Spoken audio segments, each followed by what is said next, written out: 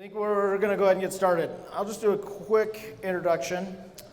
So this session, for those of you that normally come to our conferences, Bruce Parker usually does our ethics session. He's our professional development officer for APA Utah.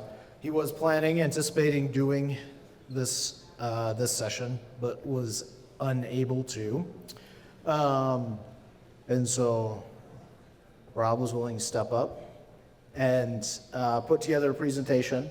I offered some assistance, but I can't take any credit for it. This really, Rob's done an amazing job. And I think one of the things, I'm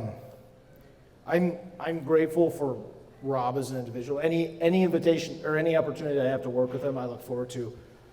But I think it's really important for us as planners, as practitioners here in Utah, to understand and really appreciate the office that and the role that Rob as a trainer in the Ombudsman's office has, but also the fact that we have an ombudsman. I was having a conversation with a planner who now works in Utah. This was a couple weeks ago, and had worked in a different state. And for those of you that don't know, I worked in Idaho as a planner as well. And coming back to Utah, having the Ombudsman's office, the resources that they provide, the direction, the guidance, their opinions that they provide, really creates such a different environment, such a different playing field for planning here in the state of Utah that other planners, other practitioners don't have. And so I am so grateful for the resources that they have, but also for what it means for the profession here in Utah. And so when it comes to these ethical questions, these ethical issues, we have so many resources and so many opportunities to help our planning commission members, the elected officials, our staff members, obtain the training that we need, that's required by state statute, and now ethical training is required by state statute, but also just the resources to move our profession forward, to answer questions that we have. We are in a very unique position.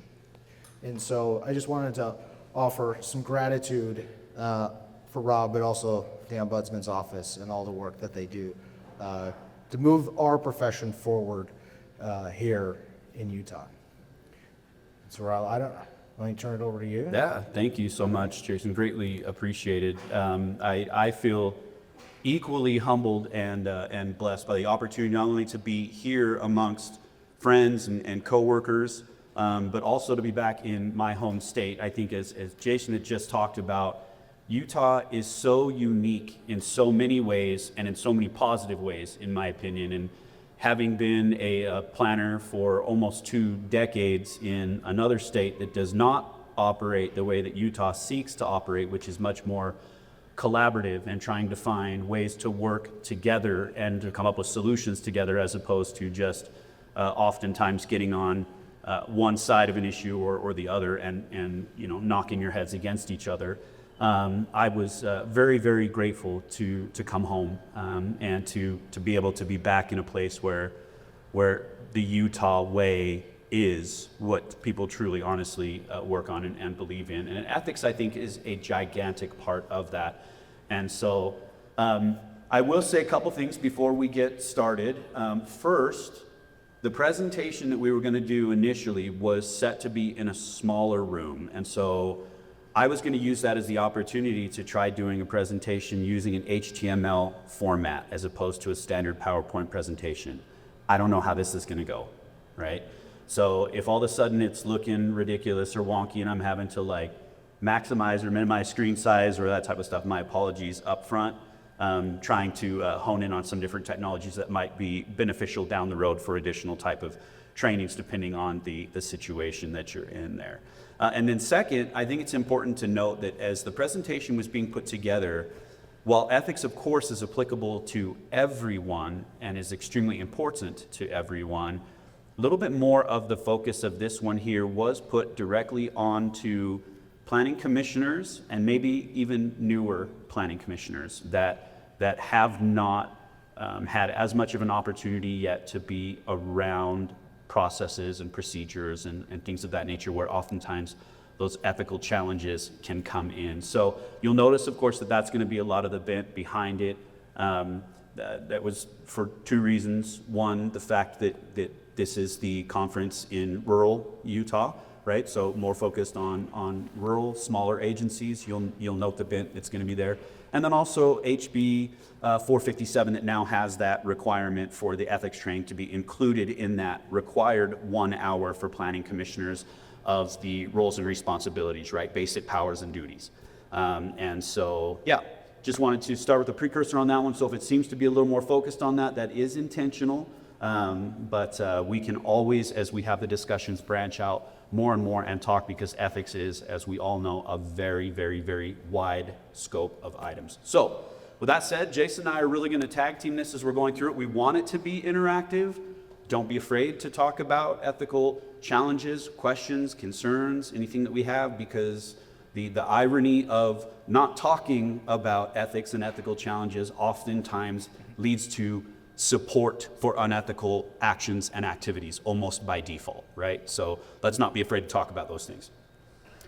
Okay, so we are going to follow, can everybody see that decently, at least well enough? Okay, all right. I have glasses, so if I get too far away, I can't see anything.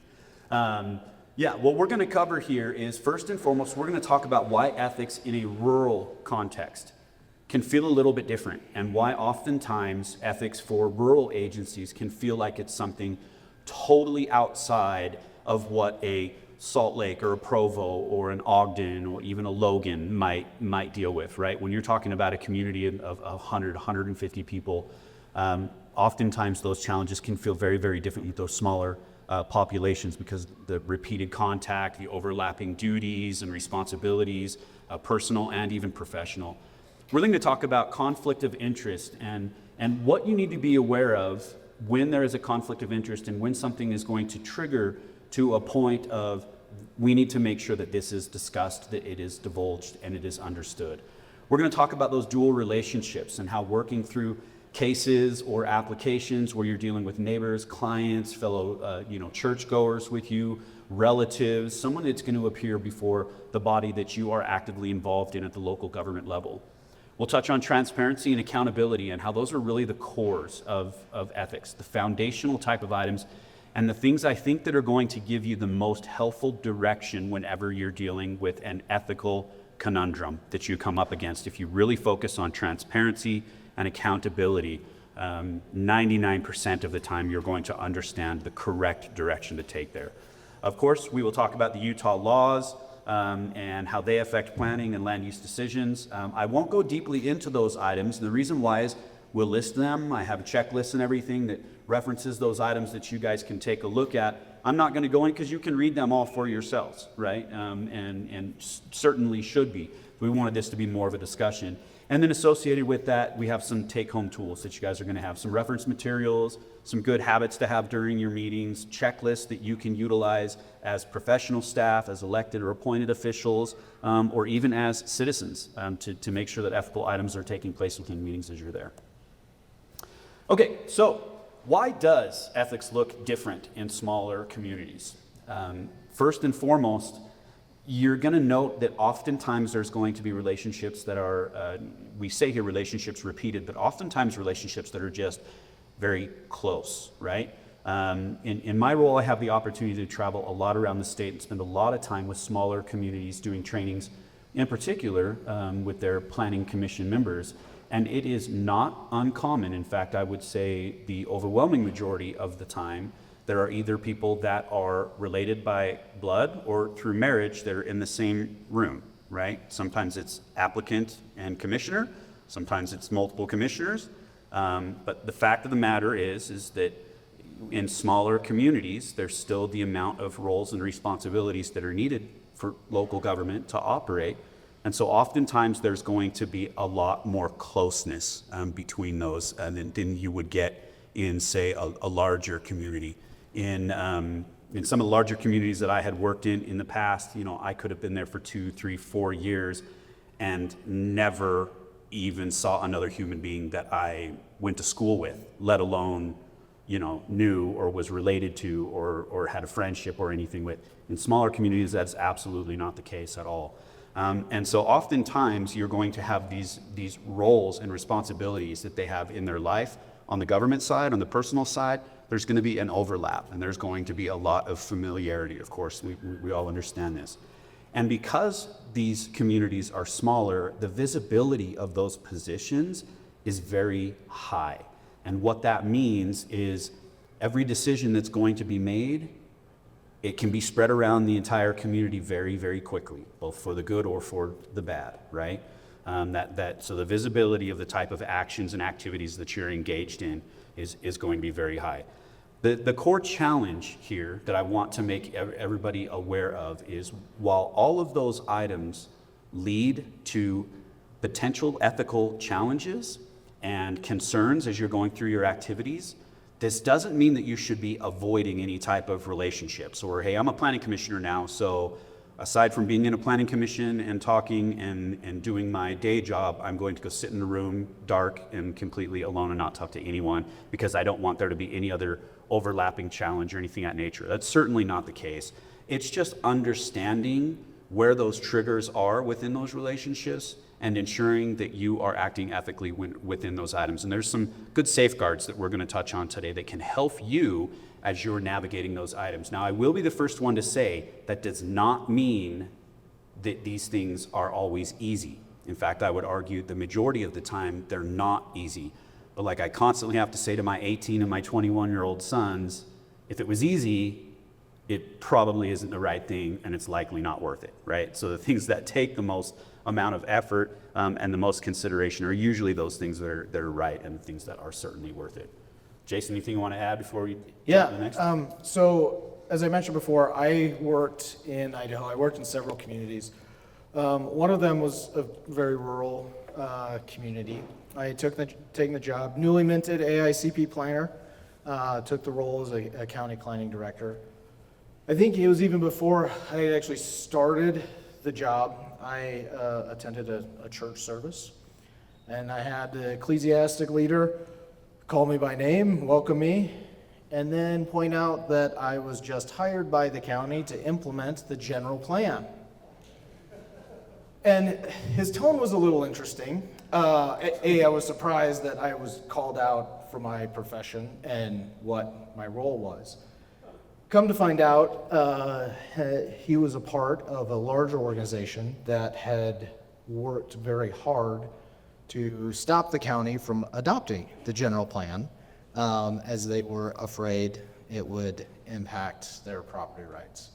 And so it was this idea and this concept of roles overlapping, the visibility in the relationships being repeated. It is very real. And I'm so grateful that Rob included it's not about avoiding those relationships. The reality is I could not have done my job in the county if I had just secluded myself. And all of you know that as planners. Our role, our responsibility, our success depends on trust. And in order to build trust, we need those interactions. But we have to operate or have those interactions in a way that's building trust. And so it was kind of interesting, the timing where I was, he said, newly AICP, aware of the AICP Code of Ethics. And so this was on my mind a lot. Like, how do I balance these roles and responsibilities? And it was very clear that I wasn't going to be able to avoid anybody. And it was a magnifying glass on me. And I understood that and accepted that. And it worked pretty well to be able to build those relationships, to build that trust, to find some success in that community, even though there were some preconceived notions. So. Yeah, great point. And I'm sure you probably found in your experience as you were having communications, I don't know what that is, but I'm just going to say no because I don't want to No make any sounds changes good. right now. I don't trust that relationship right there. Hasn't built trust me yet. As you were continually, you would establish those relationships, and as you were maintaining those relationships, setting those appropriate boundaries and understanding the lines, not only for yourself, but then ensuring that the people that you had the relationships with also understood those things. I'm sure that built even more of that trust and a deeper level of respect for both you as an individual and the role that you played for the county. It did. It helped build those relationships, and it also helped strengthen that structure in which those conversations need to happen. Public input with the general plan, with zoning ordinances, zoning changes. Understanding that coming to me and talking to me was not appropriate. That wasn't the way the process worked. That wasn't the way the structure worked. It helped strengthen, again, that whole process of what it is we were trying to do just by holding firm or by following the laws, the rules, and the process that we had established. It added exponentially to the process.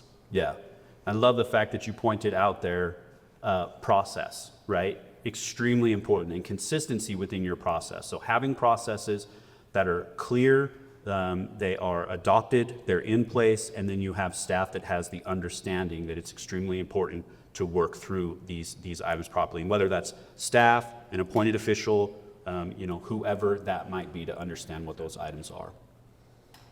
Okay, so here are 4 areas that are very important for you to be aware of as you are approaching any type of process where there is the potential for an ethical challenge. First and foremost, I think, is probably the most obvious one, and that is the conflict of interest.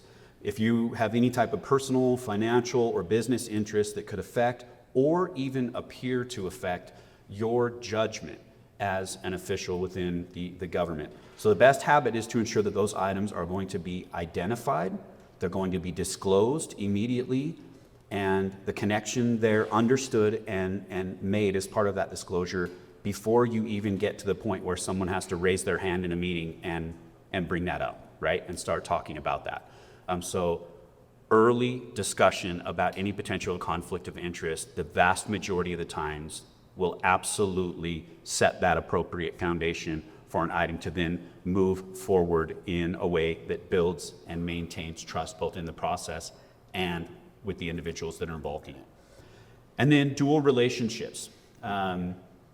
You might be dealing with someone who is a friend, a family member, coworker, you attend church with them, whatever that might be. Anything outside of that meeting room that you're in, if you have any type of relationship with them, those overlapping ties very quickly can be looked at by other people as, are you guys having conversations, communication, or even backdoor deals that other people are not aware of, right? Does everybody in the situation, have we all had the opportunity to have that same level of access and communication? And so that's, again, extremely important. And that really goes back to discussion of that again, to ensure that people have that understanding. And that's where that trust becomes so incredibly important for people to understand. Is this the type of person that I need to be concerned may be acting like that, may be having those conversations outside of this meeting room? Third is transparency. The public needs to understand who, what, when, where, and why of processes are going on, right? They need to know what type of standards are being applied to something, what type of process is being applied to it, how that process is supposed to work, and they need to be able to have faith that it is working that way. The person on the outside looking in could very clearly say, I understand the map of that process, or have access to the information to understand how the map of that process would look, and I can clearly see that this process is following that map. It is going through those appropriate steps, which may even include, depending on the item, discussions of potential conflicts of interest, right? Or discussion of a relationship or something of that nature. These are very, very important items.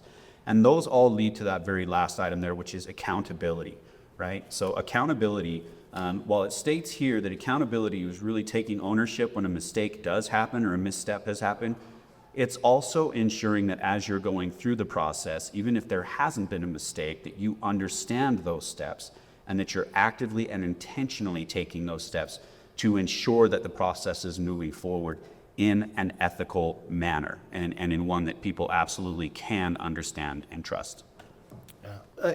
So there's the old, and then maybe I'm going to mess it up, the old adage that sunlight is the best sanitizer, something to that effect. That's what we're talking about here. Of getting the information out early, making sure it's clear. If you have a conflict, sharing it, getting that out in the process early. If you have dual relationships, making sure those relationships are clear. Nothing's worse, and I can tell you, I've worked on an application. We've gone through the process, received approval, and then thinking that elected officials had made clear their relationship and taken proper steps, only to find that wasn't the case, and the public backlash then that happens when the public finds out that, oh, this person's cousin actually is involved with the project or had an interest in the project previously, and it's much more difficult to clean up that issue and just make it clear from the beginning that this is the case. One other thing, transparency. This is so important, and honestly, I was really excited, and we had a conversation about this at lunch. Changes to state law that require zoning codes and applications to be posted online. I look through communities' zoning codes and try to find applications every day, and it's so hard because a lot of communities don't have them. So I'm excited that this is, that we're required to do that. Francis, will you raise your hand? So for those of you that don't know, Francis is our legislative chair with APA Utah. The legislative committee is working on creating guides and best policies, as well as kind of how-to sheets, how-to helps for you to utilize, maybe not utilize, but at least look at as a template in your community. Because education is so important, and we have a great opportunity to be transparent in our process by simply making it clear what our process is. And so we are taking the lead on some guides and some helps for you to utilize in your communities. And if you're aware of some, please let us know as we're compiling these. But it's a great opportunity to focus on this transparency, to make sure that the public, the elected officials, have access and understand how the process works. It's difficult, it's very easy to throw stones at a process that you don't know how it works. If it's very clear and it's understood what the process is, it's much more difficult to throw stones at that process. Excited for those resources too, and I would just say Francis is like the gold standard of that. So, I mean, clearly the things that he works on in Mill Creek absolutely are just consistently looked to by me as an example of ways to do that. So, Francis, you need to know that I'm constantly making people look at your direction to see how things are being done. So, if you don't like that, give me a quick thumbs down, and I guess I'll stop. No, appreciate it. Okay. Are there any questions about these four things? There will be a test at the end. Yeah, so now's the time to ask those. The ethical thing, again, is to ask those questions. I look at the conflict of interest, and I had a lot of experience dealing with parents and making, and subsequently up the line. There are times when, it's nice to point these out, but are you going to address when is the appropriate time for a person to simply recuse themselves? Not to try to stay there, but to say, you know what, I'm just too close to this, time for me to step out. Yeah, and we do have some resources, some guides to be aware of that do help draw that line and make that distinguishing of when disclosure is okay versus when you need to recuse yourself. And really, it relies on whether or not you or your direct family member is going to receive benefit from the action that's being taken. That's really the line. That's the hard line. But there's that public perception line as well, which you can talk about in your policies and your guides and your practices in your communities. Yeah, and I think that's a major important item that Jason just pointed out there. You should have items at the local level. You, of course, have your state directives, your best practices, guides that can help, but there needs to be criteria at the local level if there is concern to that degree that really does draw more of those specific lines, within the guardrails that are set within law.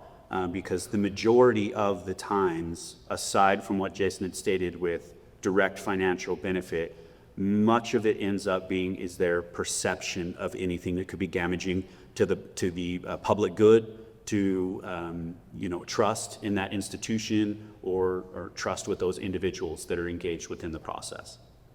So, but we will talk about that a little bit. We have a couple mock scenarios as well that also touch on that, and then the intent there is to have conversation about that and what that means.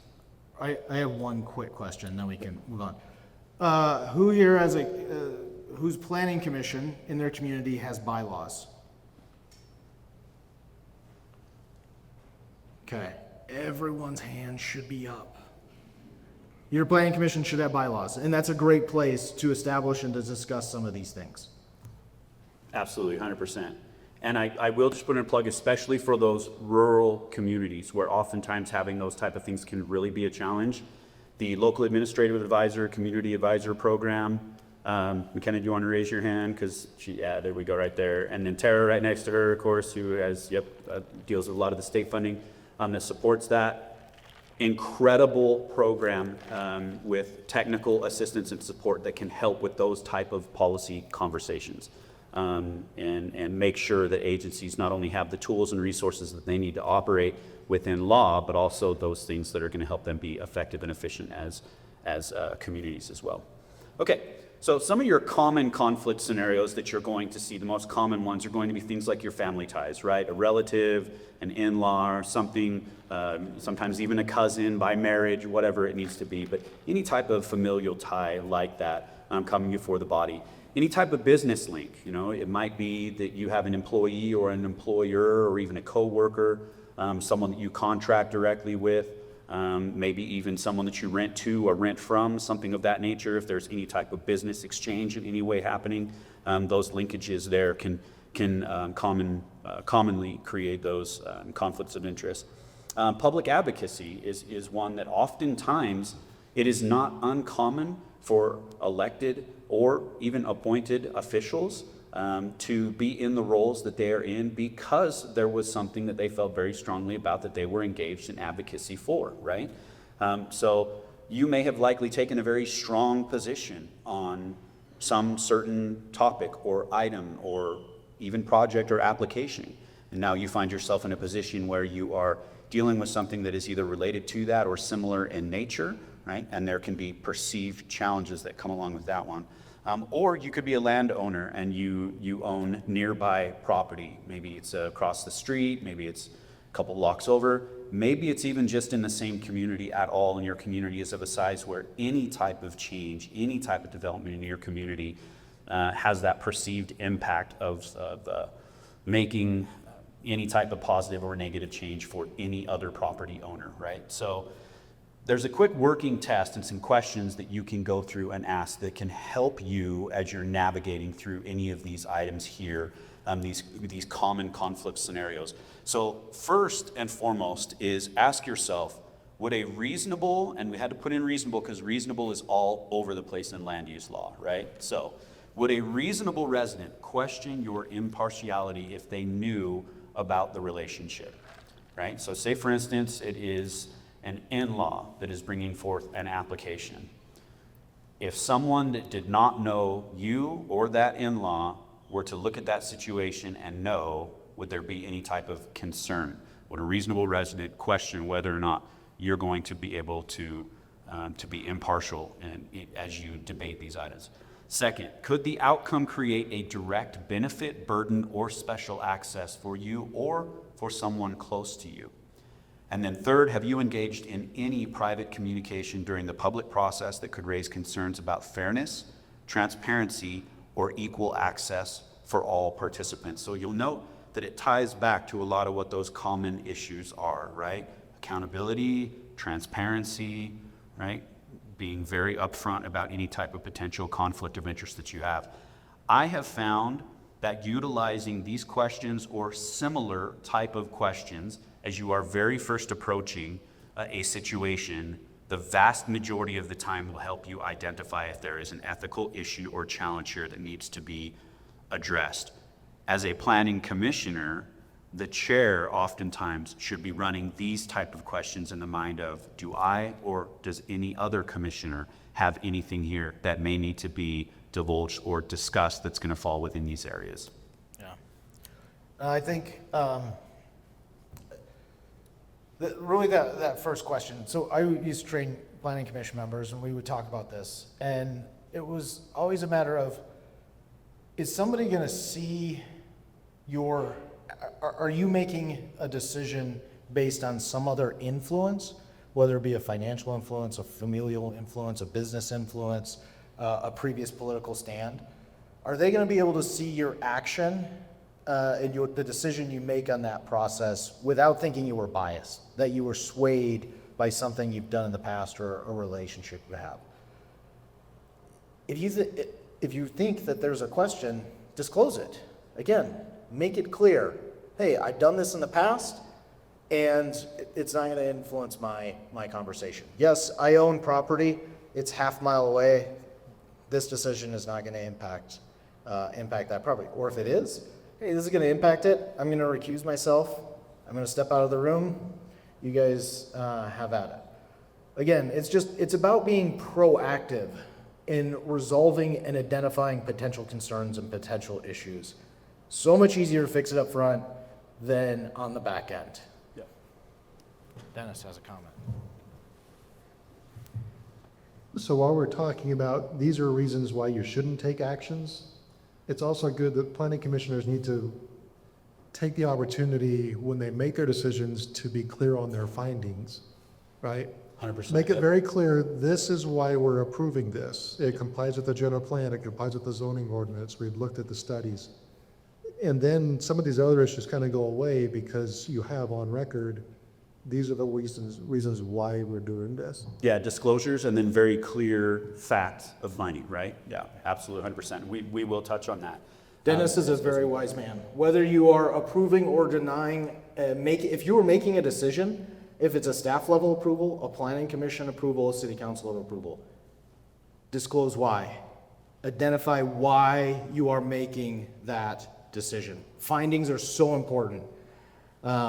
We have some attorneys in the room, and I know that they would agree that you have to identify the reason for your decision.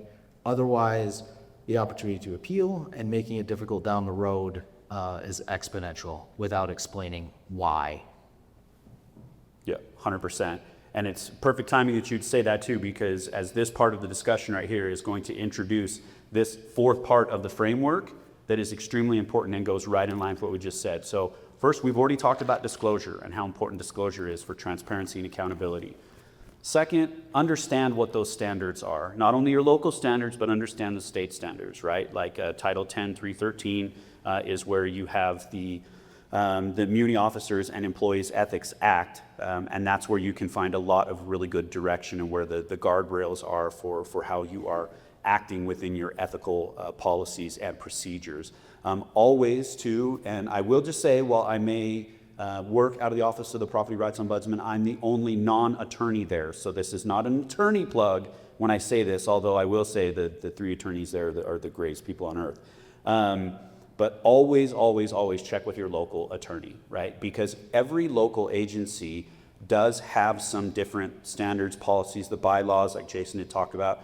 So ensure that there is a very solid understanding of what those bounds may be for your local agency to ensure that you're in line with them, which of course should by default be within the bounds of state law and best practice. And then third, this is where you're then going to decide on that participation. Sometimes disclosure is going to be enough. Sometimes that's appropriate enough. As was just mentioned here, you could say this, we disclosed up front, this was the item.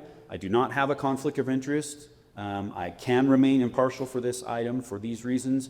And those reasons don't even need to matter because here are the reasons why we took the actions that we took. We'll follow the procedure appropriately here. It meets these standards. It failed to meet these standards, whatever it might be for approval or deny it, right?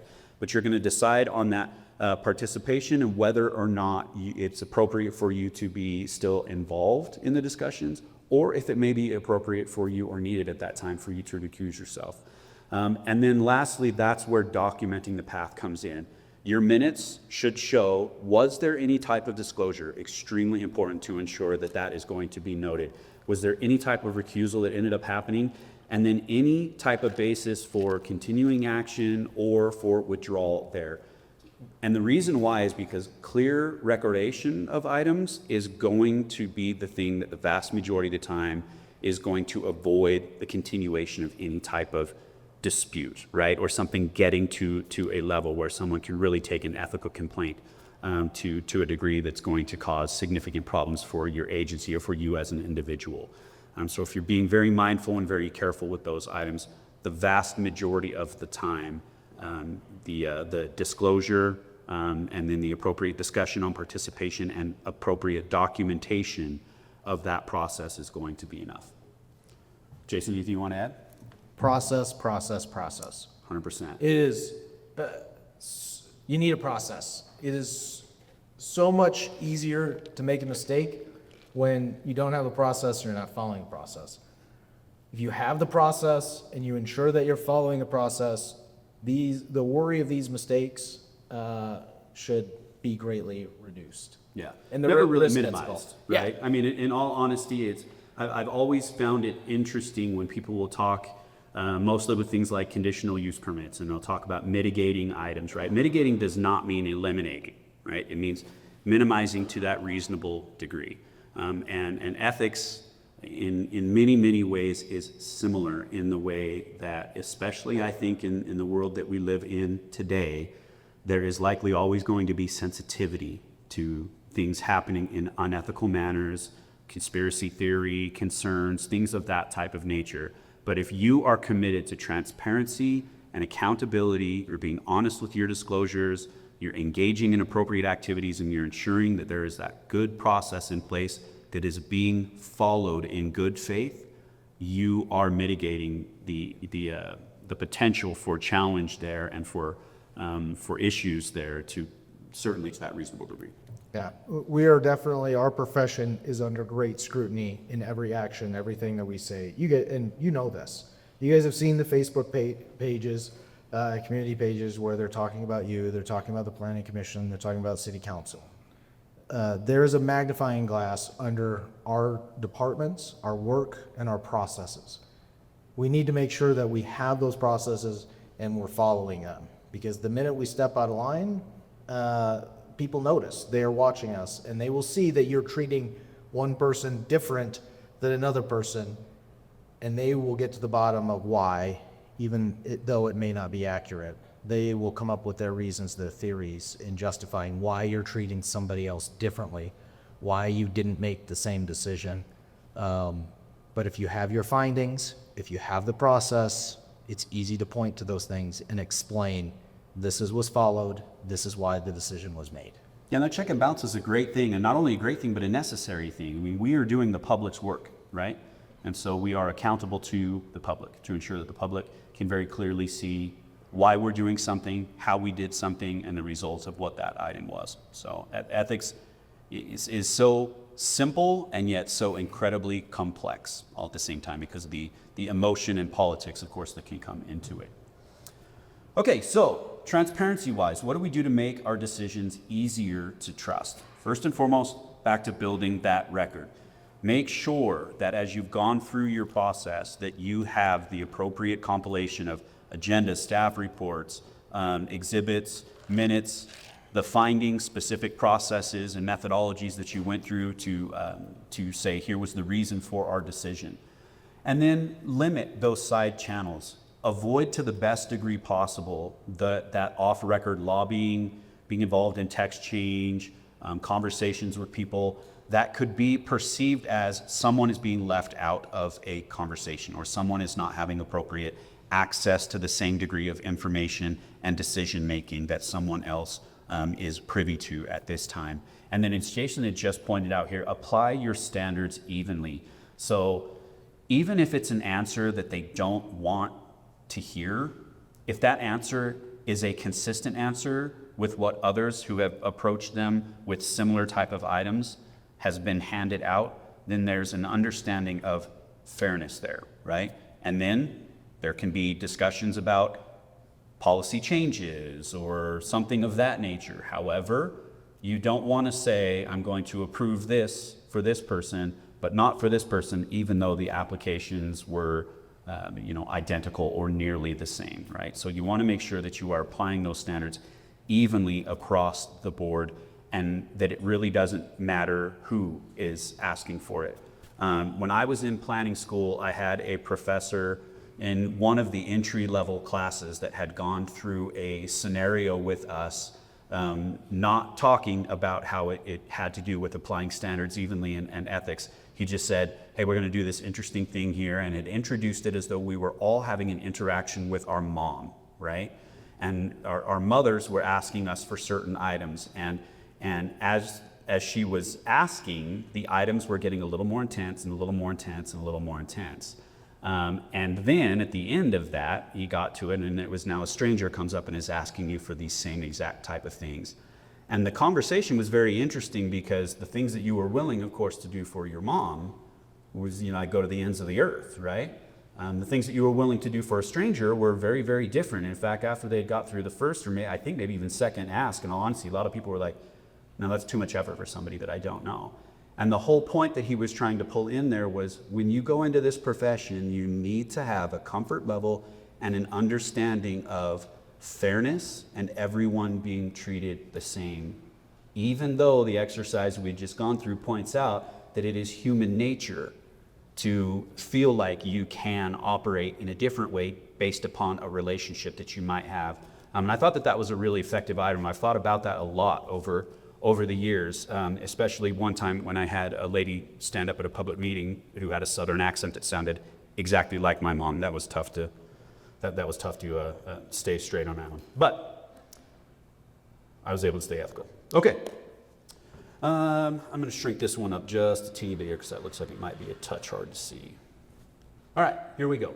So there are great resources in place to help as you are either dealing with the creation or understanding of your own bylaws.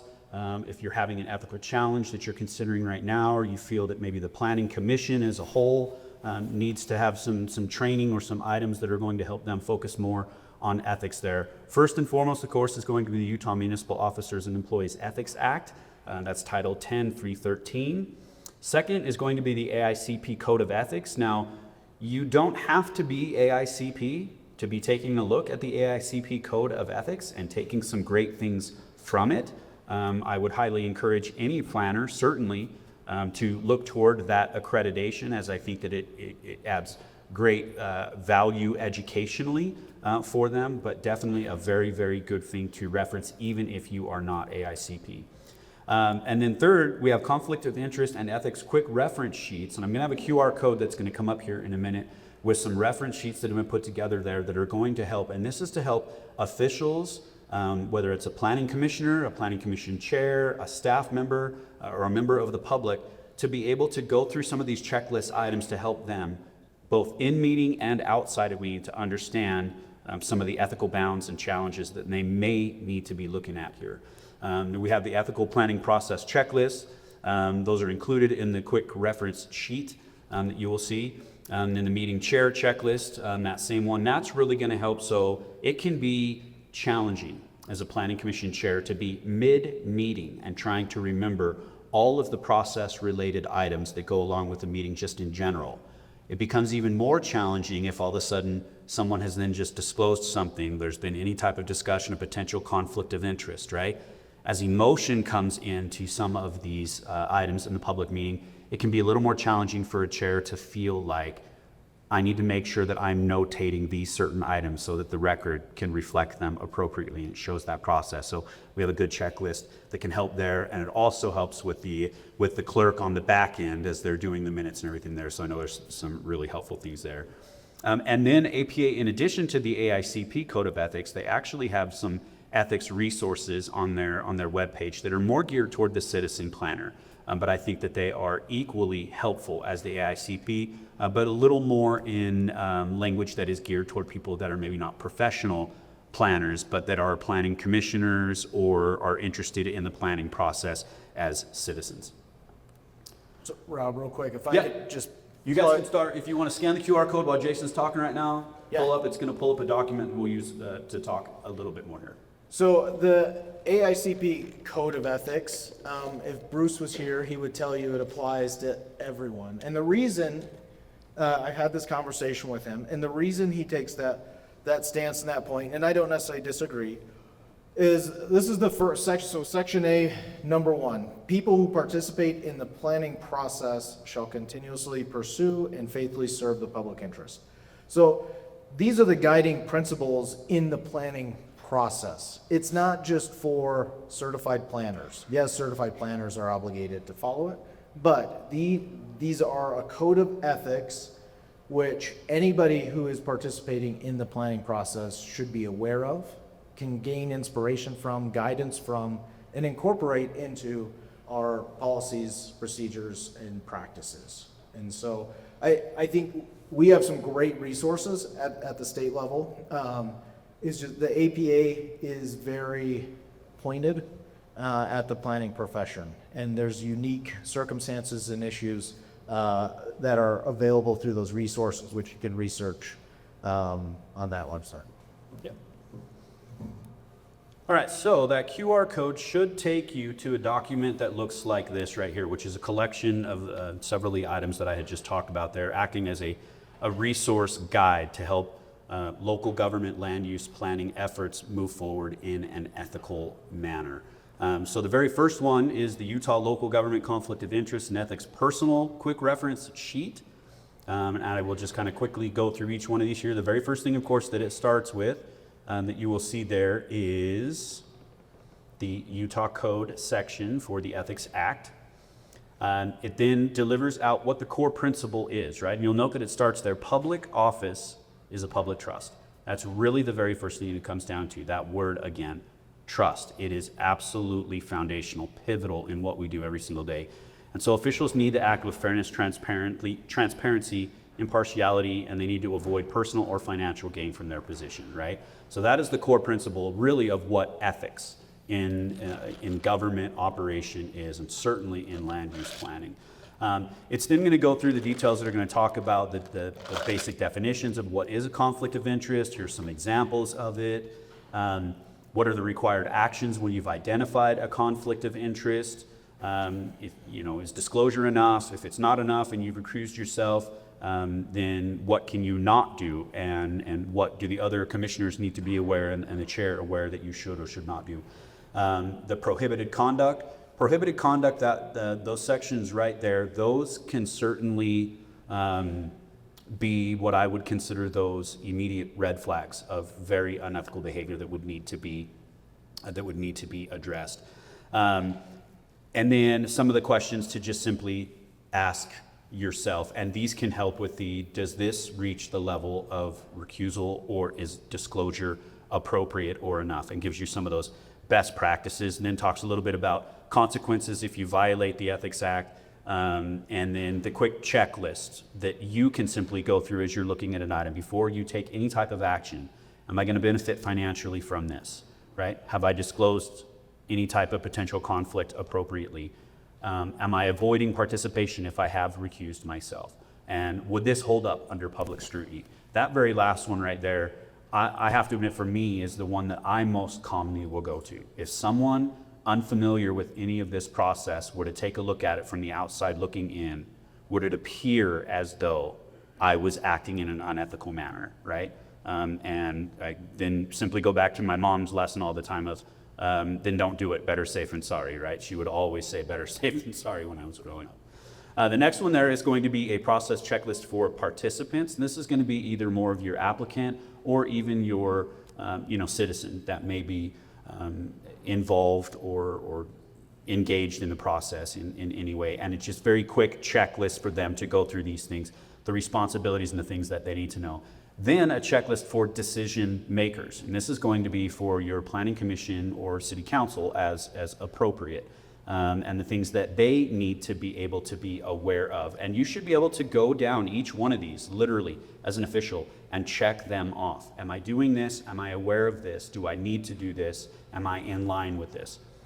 And I'm not going through each one of these because my hope is that you guys are going to take the downloaded item and see if they can be utilized for you there. And you'll notice, too, that at the top there's a hyperlink for all of the process checklists for professional planners, for citizen planners, and for officials. The APA's Ethical Principles in Planning, which is a document that, while it was done in the early 90s, is still absolutely and completely applicable.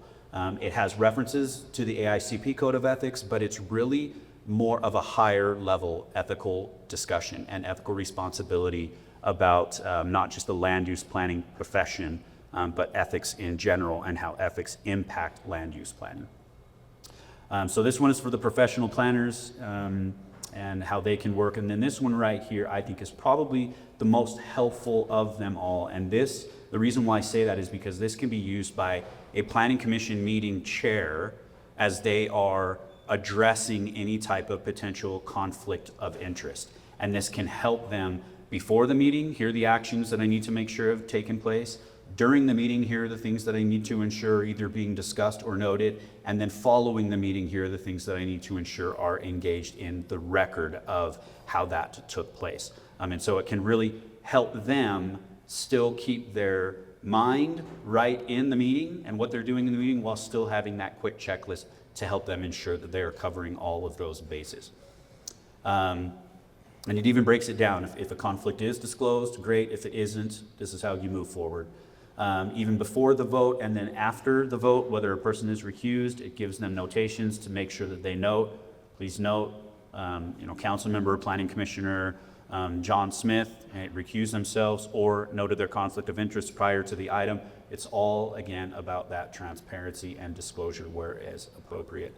And then just at the very end, here's some of your best practice reminders, right? And that quick reference sheet that's just going to help people understand this is the main themes that I need to be aware of. And then this very last item here that is very helpful for clerks, if you can have some template language as the meeting chair, you can utilize this template language, and then when the clerk is needing to put those items into the record, it's very, very clear and does not require the clerk to have to try to put in a lot of effort or consternation to get wording right that's going to document appropriately how that went down.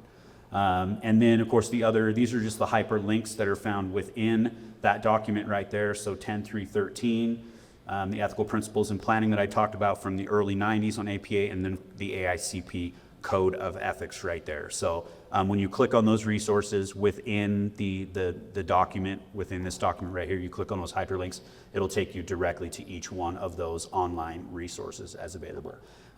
This document right here is available on the Land Use Academy of Utah website. So you can simply go on the website and search ethics there, and it'll pull up one of those items. And obviously this will also be posted to the APA's website after the conference, where we provide all of copies of all of our presentations and materials that came along with the presentations. So I know it's a ton of information, but I think that these resources are extremely helpful at all various different levels, and regardless of what role you're in, one of those resources should be able to apply to you directly and help you as you navigate ethics within your public process, and in particular during your public meetings. I don't ever remember going to an ethics session where I walked away with a handout that told me and helped me and made it easier. Thank you, Rob. I think these resources are amazing. We've been talking and kind of hounding that point of having the process. We're helping you provide documents for you to take to give to your planning commission chair for you to use.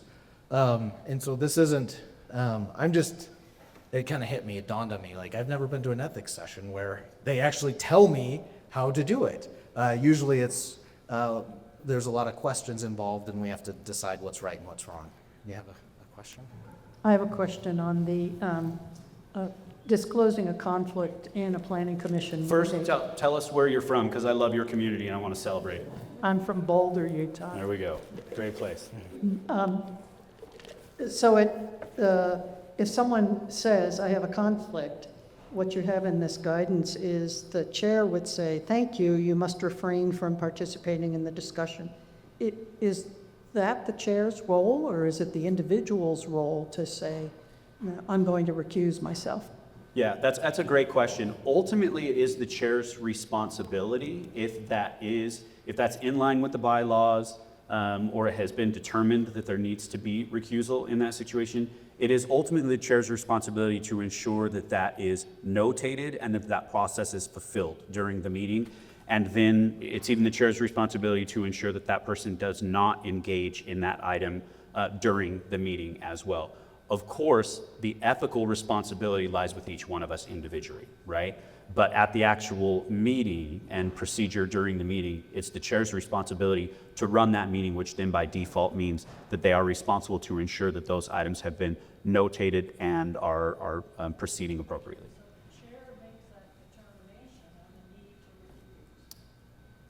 The chair will ultimately have that responsibility if it's in line with those, with the bylaws, right?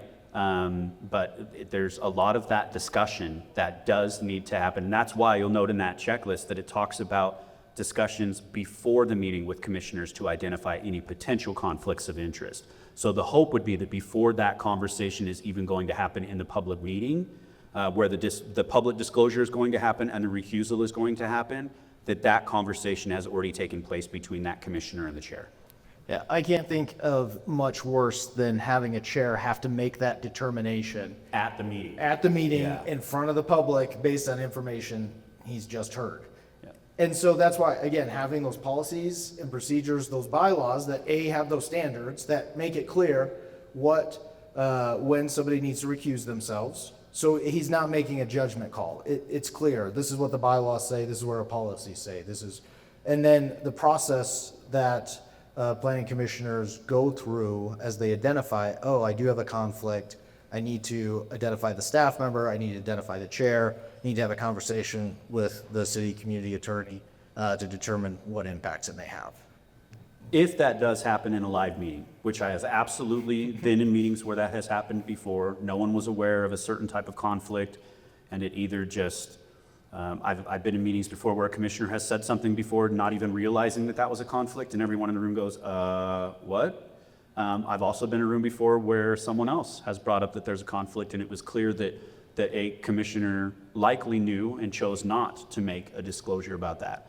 Those are extremely uncomfortable, but they do happen, and that's a large part of the reason why it's so important to have a chair that is a strong enough personality to understand how to navigate that type of very sensitive situation, because ultimately it is the chair's responsibility to shepherd that meeting. Yeah, make sure the chair feels comfortable with pausing and maybe getting some clarification as opposed to doing it on the fly.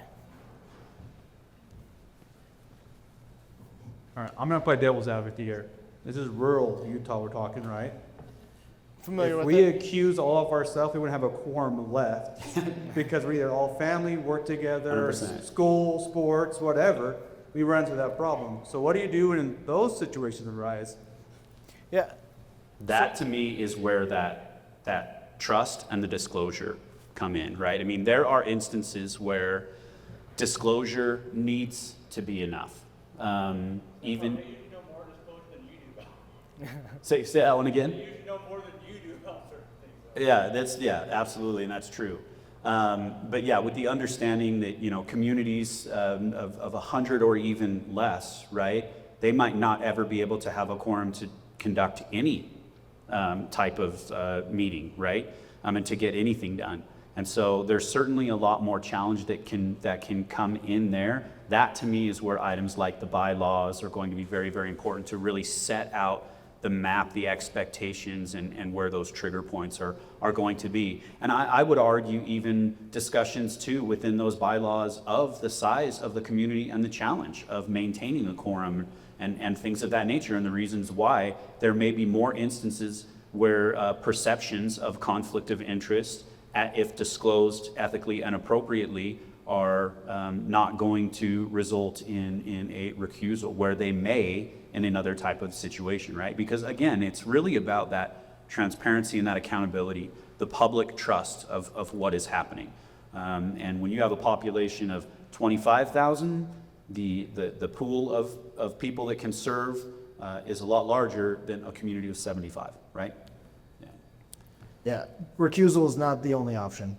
I think that's important to remember. Disclosure gets you there, and honestly, in most cases, as long as it's disclosed to move forward, and that impartiality in the process.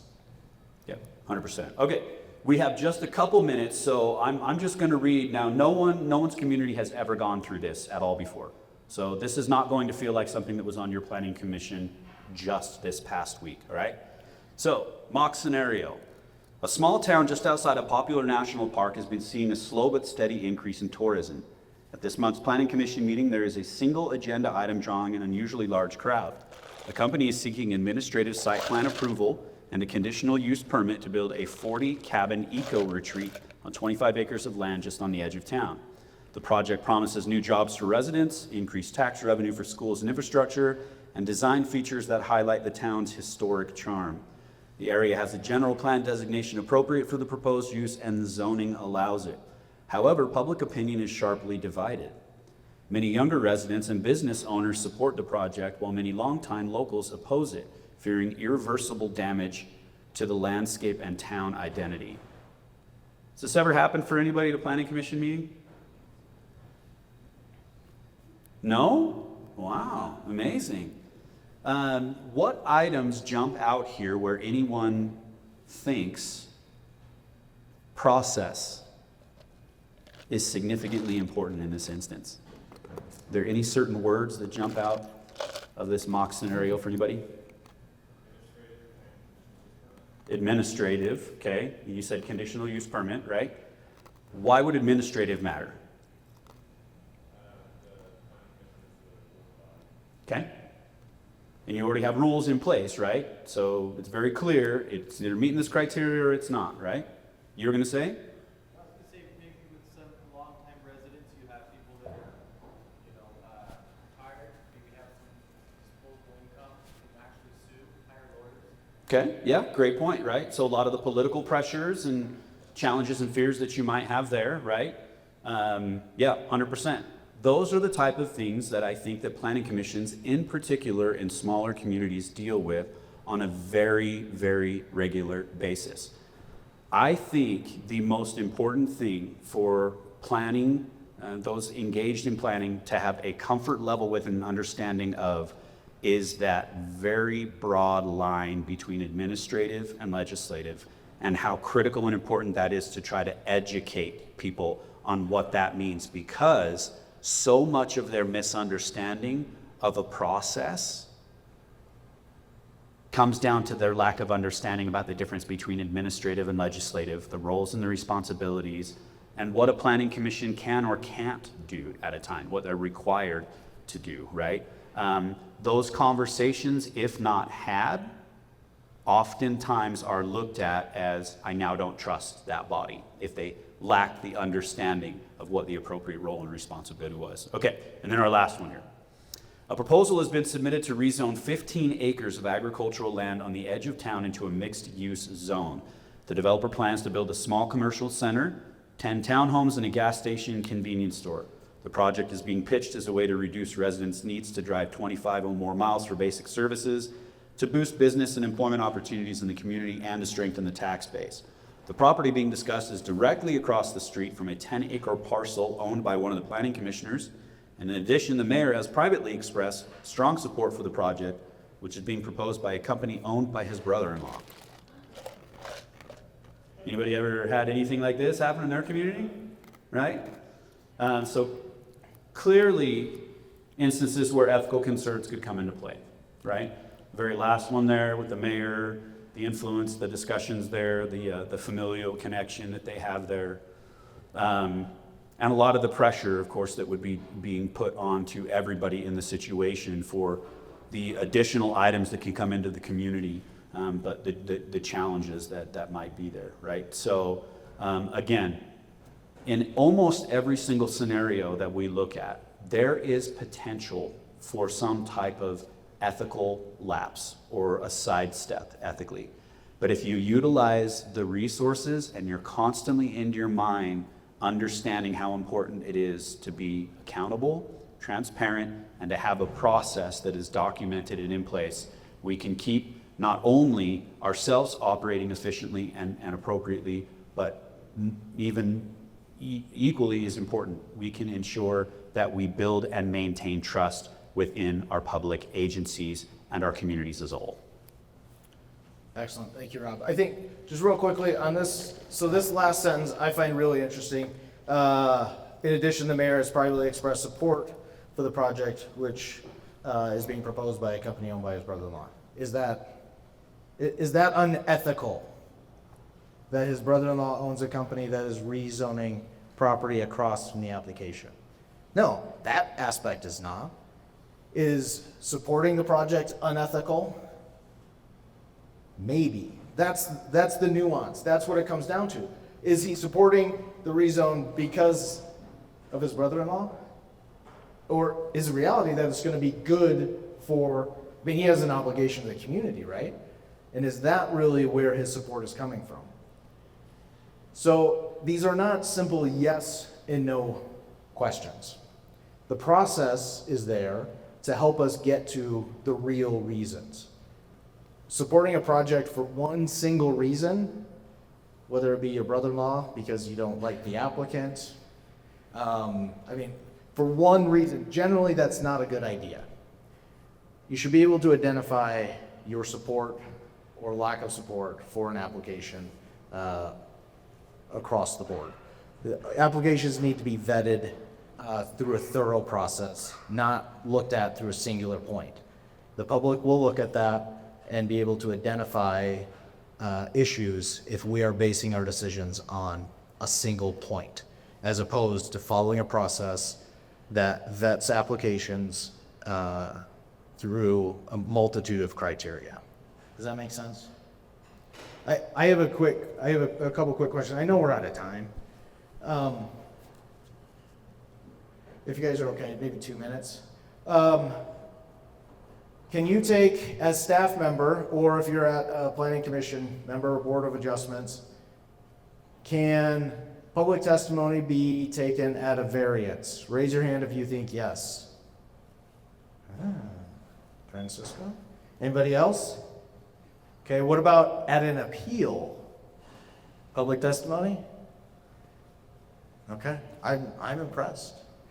State code has changed, variances and appeals, no public testimony, which is oftentimes difficult where we have these applications where the public, they feel like they have an interest, a strong interest. I'm a neighbor and my other neighbor's asking for a variance. I want to come and I want to plead my case.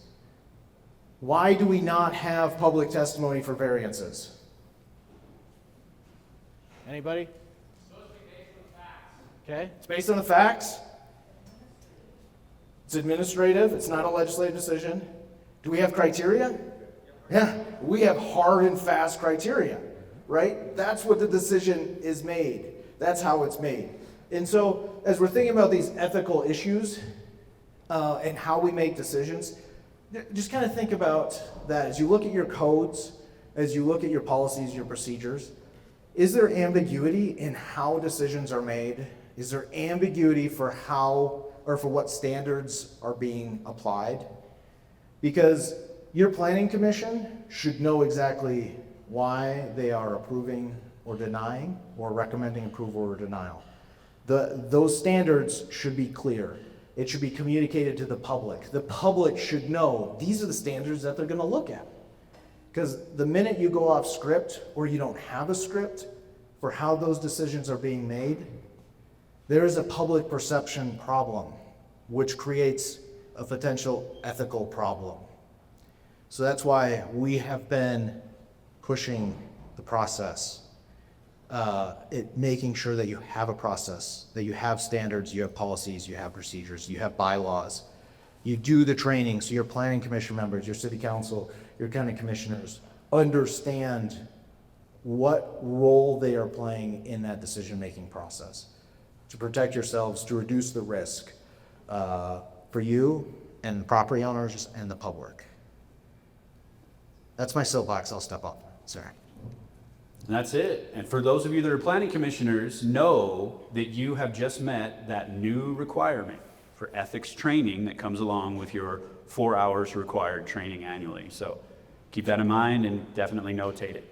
Congratulations. Thank you. Woo!